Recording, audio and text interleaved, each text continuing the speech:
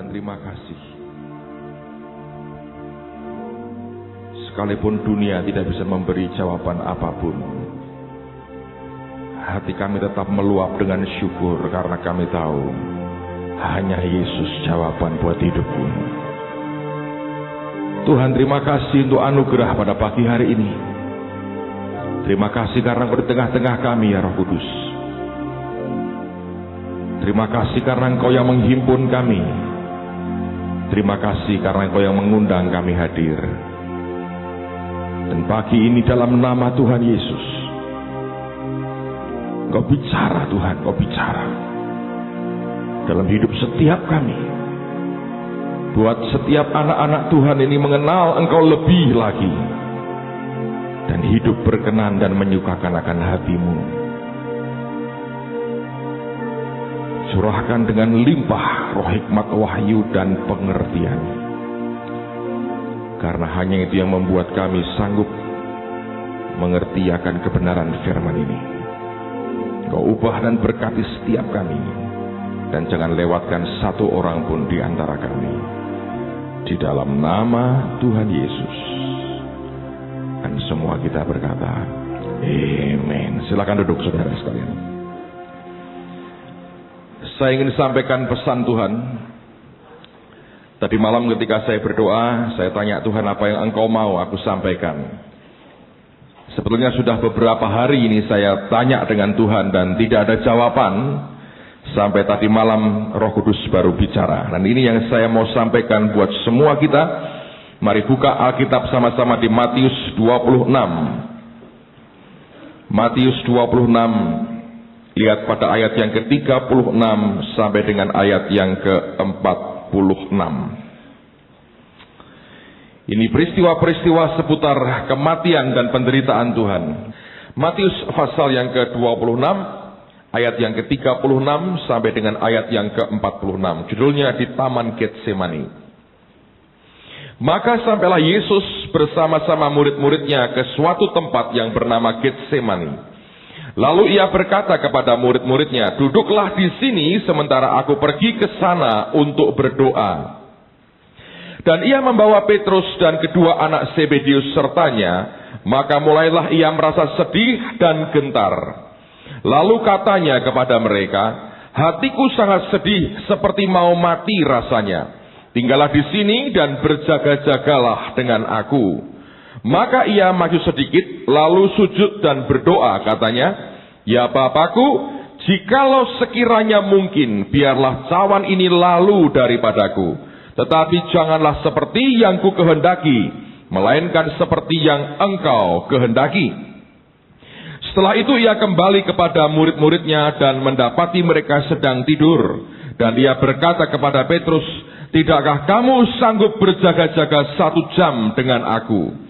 Berjaga-jagalah dan berdoalah, supaya kamu jangan jatuh ke dalam pencobaan. Roh memang penurut, tetapi daging lemah. Lalu ia pergi untuk kedua kalinya dan berdoa, katanya, ya Bapakku, jikalau cawan ini tidak mungkin lalu, kecuali apabila aku meminumnya, jadilah kehendak-Mu. Dan ketika ia kembali pula, ia mendapati mereka sedang tidur, sebab mata mereka sudah berat. Ia membiarkan mereka di situ, lalu pergi dan berdoa untuk ketiga kalinya, dan mengucapkan doa yang itu juga. Dan sudah itu ia datang kepada murid-muridnya dan berkata kepada mereka, tidurlah sekarang dan istirahatlah. Lihat, saatnya sudah tiba, bahwa anak manusia diserahkan ke tangan orang-orang berdosa. Bangunlah, marilah kita pergi. Dia yang menyerahkan aku sudah dekat. Kalau kita melihat akan bagian akhir dari hidup Tuhan Yesus pada saat menjelang kematiannya, maka sebetulnya semua orang mengerti bahwa pergulatan yang paling berat yang harus dilewati dia itu bukan di Golgota. Di Golgota dia sudah menang. Ketika dia disiksa, dia dianiaya, dia dihajar habis-habisan, sebetulnya hatinya sudah menang. Tapi pergulatan yang paling berat semua orang mengerti justru dialami oleh Tuhan kita di Taman Getsemani. Inilah untuk pertama kalinya Alkitab berkata dia sedih dia gentar dan dia berkata seperti mau mati rasanya. Inilah pertama kalinya ada kehendakku yang berbeda dengan kehendakmu, yaitu Bapanya yang di sorga. Ini merupakan pergulatan di mana sisi kemanusiaannya muncul begitu utuh, dan dia harus menghadapi saat-saat yang paling mengerikan yang pernah dialami oleh seorang manusia. Nah, dari peristiwa penderitaan yang paling berat seperti inilah, saya percaya kita bisa belajar banyak hal dari Tuhan kita. Dan saya berdoa apa yang Tuhan mau sampaikan buat Anda dan saya pada hari ini akan jadi pegangan yang kuat dalam kehidupan kita. Karena saya tahu persis ini pesan Tuhan buat setiap kita. Nah, perhatikan, ada 3 hal yang kita bisa pelajari dari kehidupan Yesus ketika di Getsemani. Yang pertama, perhatikan baik-baik. Lihat bahwa ketika dia menghadapi persoalan yang begitu berat, Anda dan saya tadi menyanyikan lagu tadi, hanya Yesus jawaban hidupku. Kenapa dia bisa jadikan jawaban? Oleh karena ketika menghadapi pergumulan yang paling mengerikan ini, dia sudah lewati dengan kemenangan yang tuntas. Karena itulah dia bisa memberikan jawaban dan dirinya sendiri sebagai jawaban. Nah, lihat sekarang, hal yang pertama, kalau kita belajar lewat pergulatan dari Yesus ini, maka yang pertama kita bisa pelajari adalah, lihat bahwa orang ini hidupnya itu makin lama itu makin menyerah. Penyerahannya kepada Bapa itu luar biasa. Anda tanya, dari mana Pak bisa mengerti? Coba lihat 2 ayat sebagai pembanding. Ayat yang ke-39 dan ayat 42. Coba perhatikan. Seringkali orang Kristen tidak membaca dengan teliti. Tapi saya juga berkata, kalau Roh Kudus tidak mencelekkan mata kita, tetap tidak juga kita bisa mengerti. Tapi lihat dulu. 39. Maka ia maju sedikit, lalu sujud dan berdoa katanya. Perhatikan katanya ini. Ya Bapakku, jikalau sekiranya mungkin. Nah, perkataan ini mengatakan ini. Ini yang aku inginkan. Perkataan yang mengatakan jikalau sekiranya mungkin. Itu keinginannya dia di depan, saudara. Doa pertama dia berkata jikalau sekiranya mungkin. Artinya kemungkinan ini yang masih dia perjuangkan. Yang di depan ini yang mungkin yang dia inginkan. Nah, kemungkinan yang dia mau perjuangkan itu nampak sekali di doa yang pertama. Jikalau sekiranya mungkin. Tapi doa yang kedua dan ketiga sudah berbeda. Ayat yang ke-42. Coba dilihat sama-sama. Lalu ia pergi untuk kedua kalinya dan berdoa katanya. Ya Bapakku, jikalau cawan ini, apa saudara? Tidak mungkin lalu. Oh, beda kan? Yang pertama berkata, jikalau mungkin. Semua yang kemungkinan masih buat dia terbuka. Sehingga dia berkata, jikalau mungkin. Tapi dari pergumulan ini, dia sadar akhirnya. Dia sudah langsung mengerti apa yang Bapaknya inginkan. Waktu kedua datang berdoa lagi, dia berkata, ya Bapakku, jikalau tidak mungkin. Kecuali aku meminumnya. Anda tahu bedanya? Yang pertama dia berkata, jika mungkin. Dia masih melihat kemungkinan. Walaupun tidak ditulis Alkitab, Bapaknya saya yakin bicara dengan dia. Kali yang kedua, dia tidak mengulang doa yang pertama. Dia sadar sudah tidak mungkin. Yang pertama dia berharap masih mungkin. Ketika Bapaknya bicara, dia sadar sudah tidak mungkin. Kali yang ketiga, dia berkata, memang sudah tidak mungkin lagi. Dia ulang doa yang itu juga. Jikalau tidak mungkin. I think ini yang Bapak inginkan, saudara. Hubungan Bapak anak yang paling sempurna adalah hubungan Yesus dengan Bapaknya sendiri. Di saat yang paling berat, tidak keluar ototnya. Tidak keluar desakan manusianya. Kalau saya boleh pinjam istilahnya Pak Yusak aja, di doa yang pertama aja, itu hanya himbauan sebetulnya. Ya, dia berkata apa? Jikalau mungkin. Tapi ketika sadar, tidak mungkin ini. Dia berbalik. Jika tidak mungkin. Sebab dia tahu, sudah tidak mungkin lagi. Itu bagian yang harus dia lewati. Dan kita semua mengerti, saudara.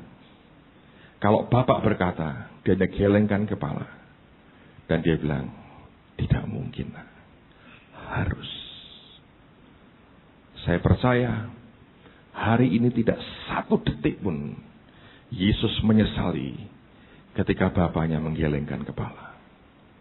Dan berkata, tidak mungkin. Saya bisa bayangkan perasaan Tuhan dan perasaan Bapaknya. I think yang diderita Bapak di batin lebih berat mungkin dengan yang diderita Yesus di muka bumi ini. Saudara pernah punya anak? Dan anak itu, anak ngerti, satu hari anakmu, misalnya Anda ini seorang pengurus sekolah misalnya. Dan anakmu sekolah di situ. Atau Anda kepala sekolahnya. Dan anakmu sekolah di situ. Dan anakmu tidak bisa. Harus tinggal kelas. Malam sebelum rapat penentuan. Anakmu datang kepada Anda. Dia bilang, Papa, aku malu, Pak. Badanku paling besar. Tolong aku, Pak. Papa kan kepala sekolah. Ngomong sedikit sama guruku. Angkat sedikit, Pak. Jangan 4,5. 5, Pak. Aku naik. Papahnya lihat semua rapotnya. Sebelumnya, lihat hasil ulangannya. Coba saya mau tanya pada saudara. Berat tidak saat engkau berkata, tidak mungkin. Anda tahu engkau sedang menghancurkan hatinya demi kebaikannya. Bapak bukan untuk kebaikan Yesus, saudara.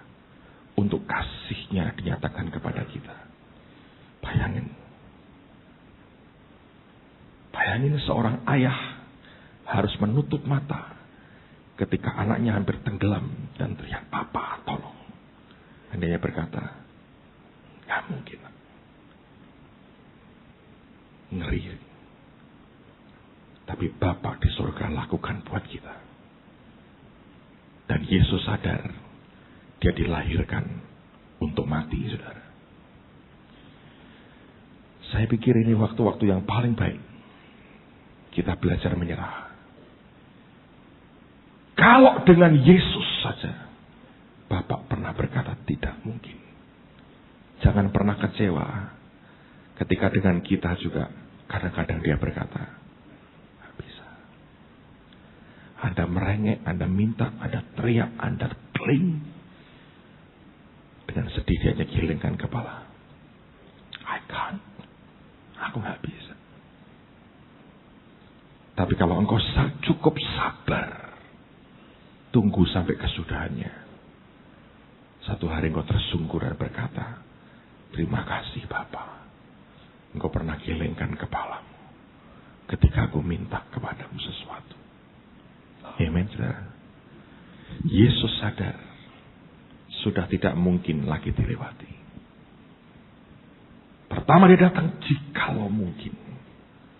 Tapi orang ini luar biasa.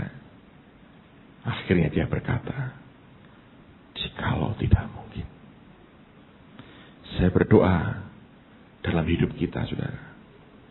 Kita utuh seperti dia. Boleh awal-awal engkau berkata, jika mungkin. Tapi pada saat tertentu, setelah engkau bergumul dalam doamu, engkau sadar, engkau berani juga berkata, jika tidak mungkin, ya biar kehendakmu yang jadi. Amen, saudara. Hal yang kedua, Lihat bahwa dia berdoa 3 kali.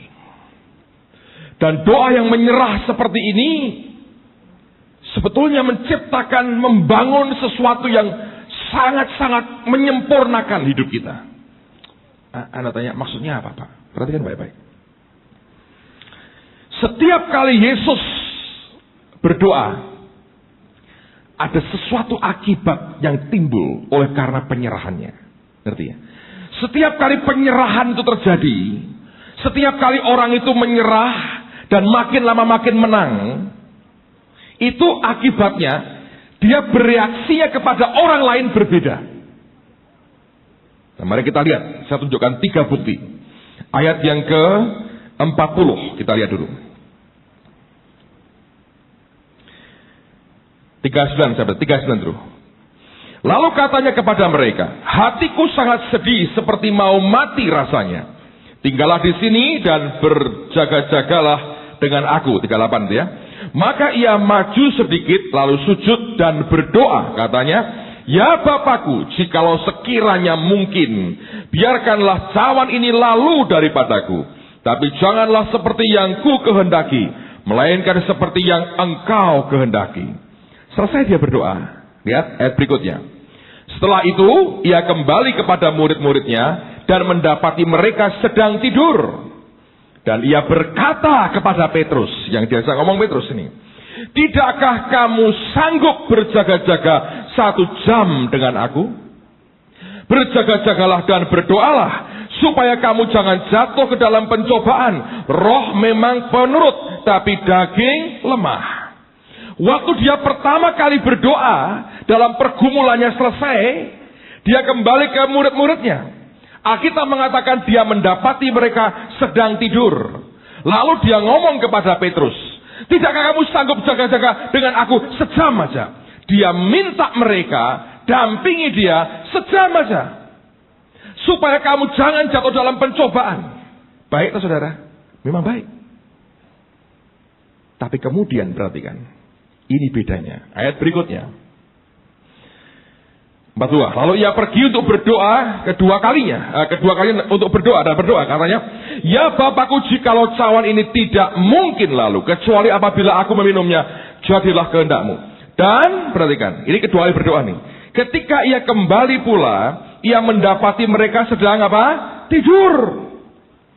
Yang pertama selesai berdoa, dia balik tidur. Dia doa kedua kali, lihat lagi, tidur lagi.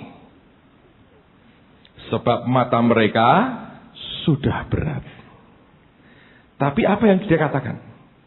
Normalnya kan gini, dasar bebal. Dia omongin doa sejam, melek sejam, kita juga bisa. Kan gitu kan saudara? Teguran itu kan makin lama makin keras tuh. Lama-lama nendang. Manusia kan begitu ya. SP1, SP2, pemecatan tuh. Iya kan? Surat peringatan 1, 2 kan pecat langsung, tendang. Yesus berbeda. Nah, ini loh. Orang yang makin kenal Tuhannya, orang yang makin nyerah, nuntutnya ke orang itu makin hilang.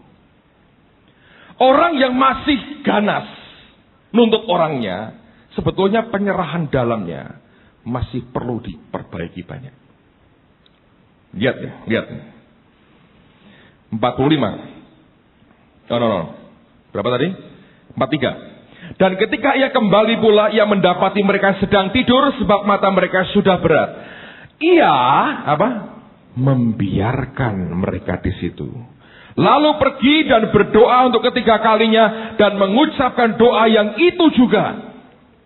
Kali yang pertama, habis doa pertama, balik dia marah. Doa dong dengan gua, sejam aja. Satu dalam pencobaan kalau tidak.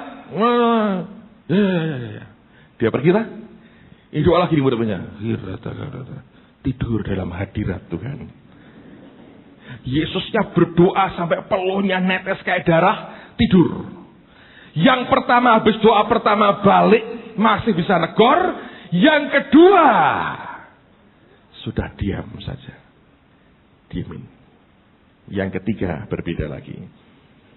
Ayat yang ke-45. Sesudah itu ia datang kepada murid-muridnya dan berkata kepada mereka. Apa? tidurlah sekarang dan istirahatlah. Lihat, saatnya sudah tiba bahwa anak manusia diserahkan ke tangan orang-orang berdosa. 46, bangunlah, marilah kita pergi. Dia yang menyerahkan aku sudah dekat. Nah, ini bedanya. Saya ulang lagi, saudara. Perhatikan baik-baik. Ini menarik sekali. Doa pertama. Dia bilang, doa ya, jaga sama aku. Aku sedih, takut, mau mati. Dia hanya tidak terlalu jauh kok. Masih. Rupanya lagi intens gini, ngorok. Tapi gak denger. Waduh, ini hidup matinya. Habis doa, dia balik. Dia tegur Petrus. Mungkin ngoroknya paling kenceng. Dia bilang, bangun dong. Sejam aja gak bisa. Yang diomongin benar semua. Roh penurut, daging lemah. Ya Tuhan, ya Tuhan. Amin. Haleluya. Gitu kan? Pantekosta sejati. Balik, doa lagi. Doa lagi. Gergajinya jalan lagi. Bur listriknya sudah campur. Sembayang. Dia balik. Ya, tidur lagi. Bukan, gue kan sudah bilang bangun. Enggak. Itu masih belum berdoa kalau pakai kaki begitu. Nyerahnya itu masih belum, saudara. Didiamin.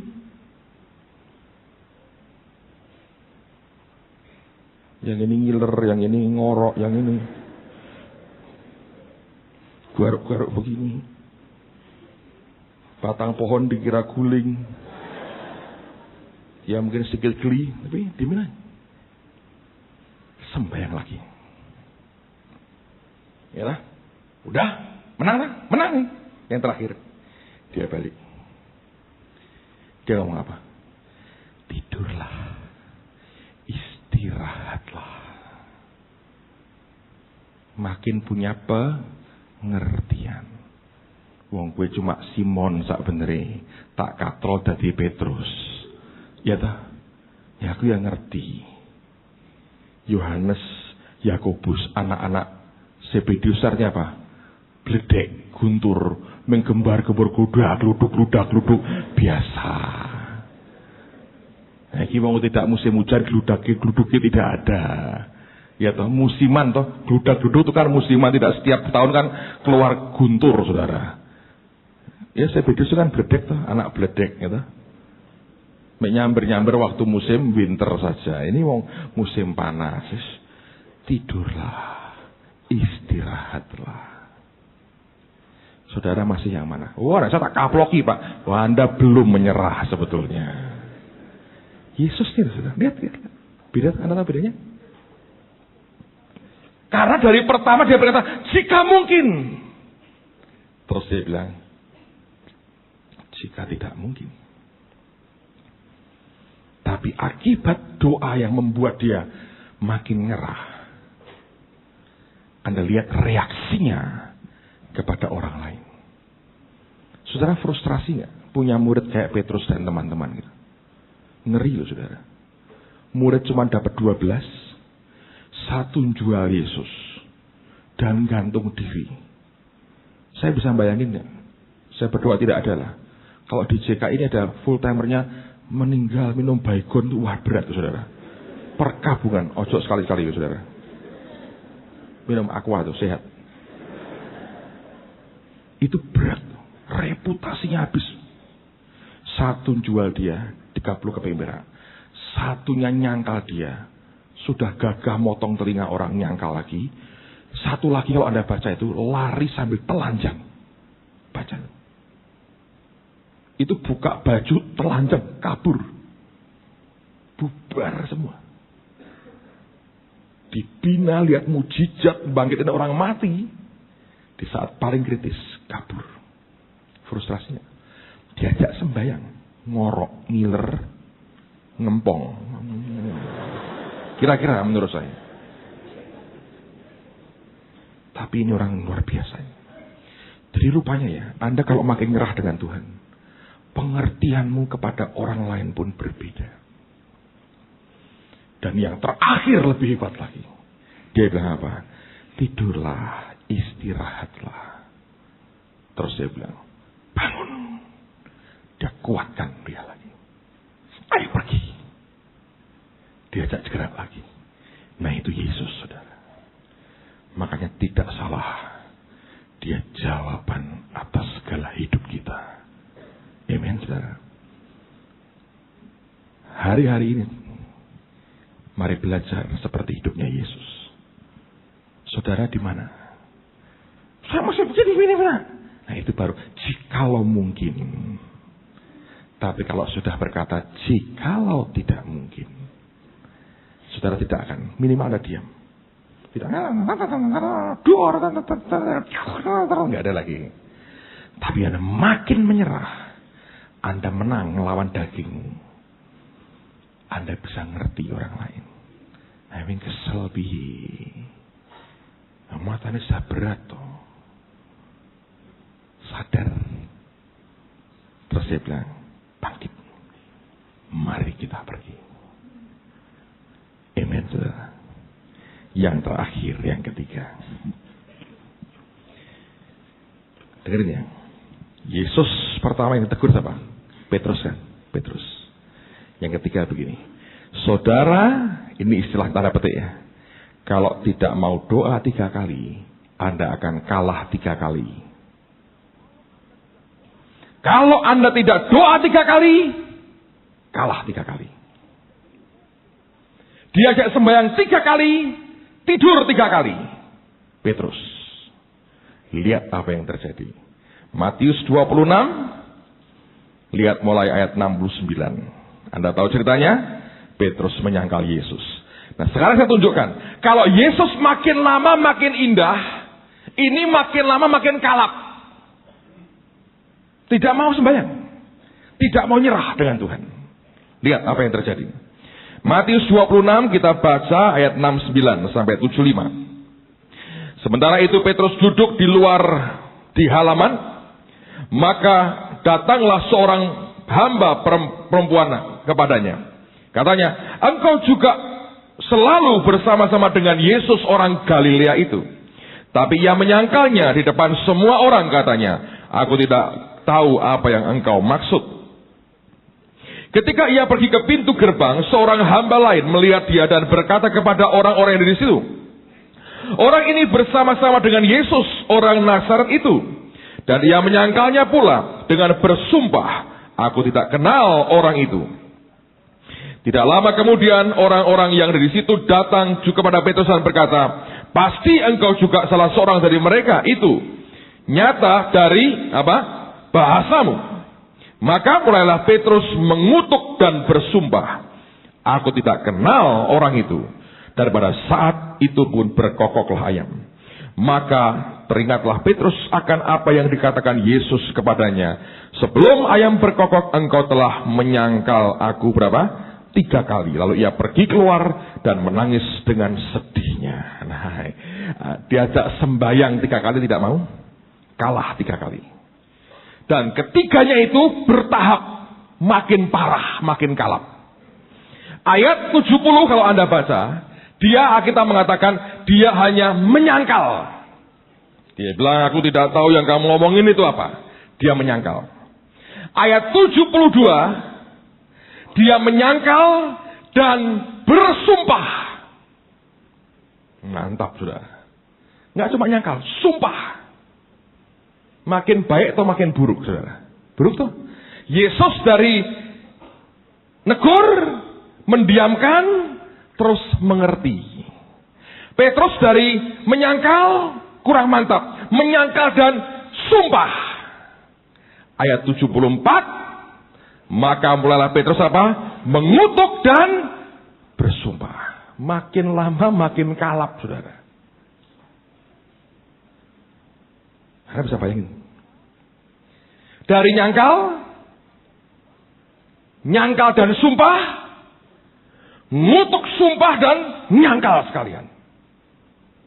Makin naik grade-nya. Grade kalapnya saudara. Anda ngerti? Diajak sembahyang, tidak mau. Dia lebih membelain dagingnya. Akhirnya waktu saatnya tiba. dia kalah 3 kali. Setiap kali kita gagal untuk mengikuti apa yang diperintahkan Tuhan, konsekuensi harus ditanggung. Hari ini gereja mengenang, memperingati, beribadah berkaitan dengan kematian dan sengsara Tuhan kita. Saya berdoa firman singkat yang saya sampaikan hari ini akan membuat kita semua tercelik bahwa ada banyak hal yang harus kita kerjakan, yang harus kita tuntaskan dalam kehidupan kita. Saudara, renungkan ini. Renungkan aja apa yang sedang dan Tuhan sudah sampaikan buat saudara. Di mana posisimu hari ini? Apakah engkau seperti Yesus yang makin lama makin mengerti orang lain, makin menerima orang lain tanpa menuntut apapun dari orang itu? Apakah engkau seperti Petrus yang makin waktu makin tambah buruk, makin tambah buruk, makin tambah buruk? Inti dari semuanya ini adalah penyerahan dirimu kepada Tuhan. Saya berdoa Tuhan berikan kita hati yang mau menyerah. Saya beritahu saudara ya, apa yang kita terima dari Tuhan seringkali beda dengan yang dunia ajarkan. Dunia ngajar kita untuk ngotot, tapi di depan Tuhan jangan ngotot saudara, gak ada gunanya. Yesus berkata jikalau mungkin, tapi dia berubah dengan berkata jikalau tidak mungkin. Dan rupanya itu berarti begitu banyak buat kehidupan kita. Penyerahan yang dia tunjukkan di Getsemani 2000 tahun lalu membuat hari ini kita semua jadi orang-orang yang merdeka. Amen saudara. Tutup Alkitab dan arahkan hatimu ke Tuhan yang baik.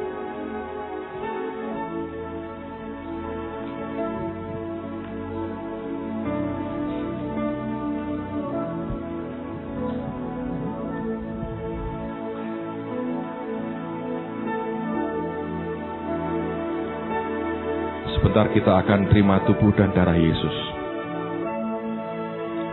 Kami sudah bagikan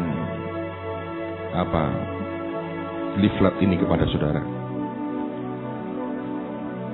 Saya hanya mau membuat saudara ingat saja.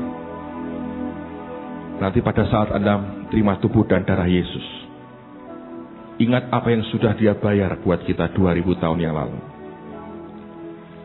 Ada banyak penafsiran, tapi lihat ini yang terjadi saudara. Saya melihat ada 7 titik pencurahan darah Yesus. Ingat akan peluhnya yang berdarah ketika dia berdoa di Taman Getsemani. Saya percaya darah yang menetes bersama peluhnya itu menaklukkan kehendak manusiawi dan daging kita. Bilurnya membuat darahnya ditumpahkan lagi. Saya percaya darah yang menetes dari tubuh dan bilur-bilurnya telah menyembuhkan kita dari semua penyakit. Amen. Yang ketiga, memar dari tubuh Yesus. Memar itu luka di dalam, di bawah kulit. Itu menyembuhkan akan kecenderungan berbuat dosa yang ada pada kita. Iniquity bahasa Inggrisnya. Semua orang ini punya kecenderungan tertentu dalam hatinya yang belum muncul dan tidak kelihatan, tapi Tuhan sudah mengatasinya. Kepalanya luka karena mahkota duri. Duri, Kejadian mengatakan itu simbol dari kutukan dan kemiskinan. Ketika ditaruh di kepalanya, dia tanggung kemelaratan kita. Dia yang kaya jadi miskin, supaya kita yang miskin menjadi kaya. Yang keenam, tangannya dipaku.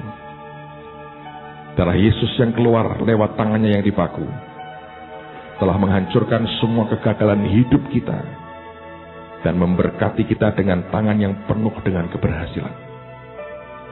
Kaki yang terpaku, darah yang keluar dari kakinya telah dipaku membuat kita memiliki otoritas dalam perjalanan hidup kita dan memampukan kita berjalan dalam jalan yang telah Tuhan tetapkan. Yang terakhir setelah dia mati pun, lambungnya ditusuk dan hati yang di dalamnya itu hancur. Hatinya hancur supaya hati Anda dan saya dipulihkan Tuhan. Amen. Setiap kali Anda baca ini, mengingatkan saudara apa yang sudah ditanggung oleh Yesus kita. Anda buat pengakuan iman lewat apa yang simple ini. Dan saya percaya itu akan menghasilkan kuasa yang luar biasa dalam hidup kita. Amen, saudara. Duduk sebentar, saudara. Anda dengerin yang satu ini akan jadi anugerah yang besar buat hidup saudara dan saya.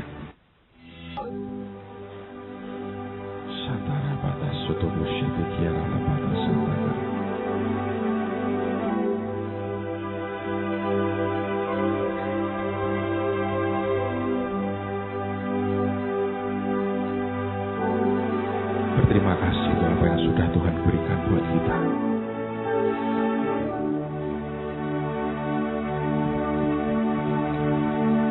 Seringkali saya bertanya dalam diri sendiri,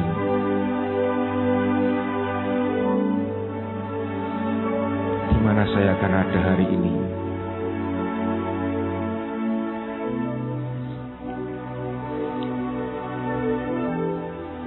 Kalau dia tidak mati buat kita, di mana saya akan berdiri hari ini? Kalau Yesus tidak mati dan sengsara seperti itu. Tuhan, terima kasih. Tuhan, terima kasih.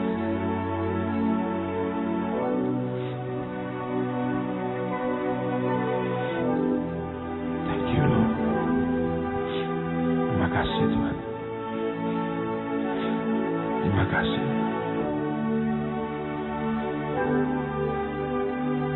Ucap syukur kepada Dia, saudara.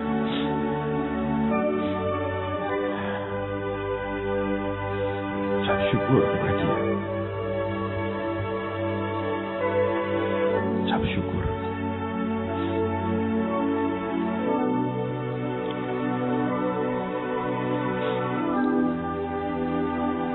Tuhan, tolong kami, biar tidak ada satupun yang hidup di luar kehendak-Mu.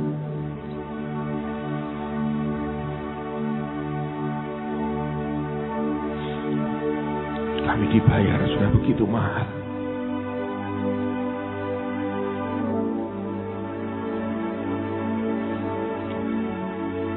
Kami dibayar begitu mahal. Kami dibayar begitu mahal.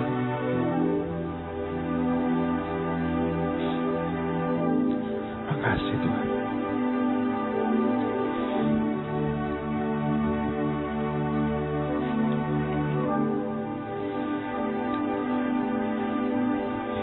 Ampuni kami selama ini kami egois.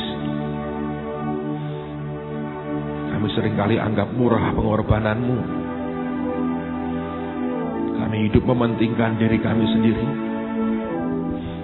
Kami tumpuk semua untuk hidup kami sendiri. Kami tidak peduli lagi. Pagi ini hamba berdoa, Tuhan, beri kasih akan jiwa-jiwa seperti yang Kau miliki, seperti kasih yang Kau demonstrasikan buat kami.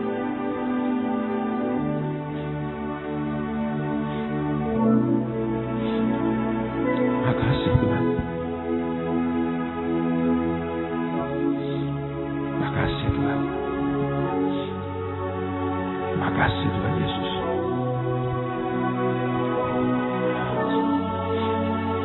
Makasih Tuhan.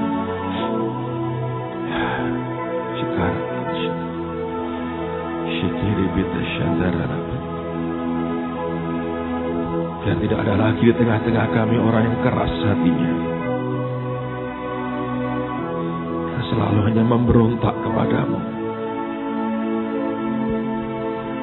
Dan hari ini kami diingatkan kembali dan kasih Tuhan yang begitu luar biasa.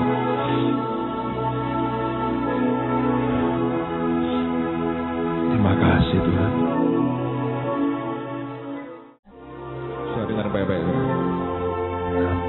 kita akan selesai sebentar. Dan pagi ini kita akan beri korban kita. Saya kemarin cerita dengan Pak Yos dengan Pak Ardian, saya ngomong dengan istri saya. Beberapa waktu terakhir ini memang saya terus bertanya ke Tuhan. Tuhan, apa bagianku lagi sih Tuhan untuk Holy Stadium ini? Kita bersyukur selama 9 bulan kita sudah selesaikan pembayaran tanah. Saya tanya dengan Tuhan juga. Itu terus jadi pergumulan saya. Saya terus tanya. Saya bilang, dalam hati kecil saya tahu tidak mungkin ada sacrifice. Tidak mungkin tanpa sacrifice. Harus ada. Beberapa hari yang lalu saya di Jakarta. Saya mendoakan tanah yang akan dibeli oleh Yayasan Mahana ini. Ibu Iin Cipto yang ngelola. Mereka ingin bangun sekolah di situ. Sekolahnya sudah ada dan mereka beli tanah, mereka mau bangun sekolah. Saya dengar sekarang kurang lebih sudah 5.000 anak jalanan yang dilayani, saudara. Begitu sampai di tanah itu, Tuhan ngomong sama saya begini. Kamu kan sudah ada uang. Tidak seberapa dibandingkan kebutuhanmu. Tapi itu jumlah yang dibutuhkan dia di sini. Saya kaget. Saya bilang, Tuhan, apa engkau mau kami tabur itu? Dia bilang, ya. Tabur mereka. Saya spontan orangnya, saudara. Hati saya senang sekali. Saya bilang, Tuhan, terima kasih. Engkau luar biasa. Tapi kemudian saya bilang begini, tapi aku sendiri bagaimana, Tuhan?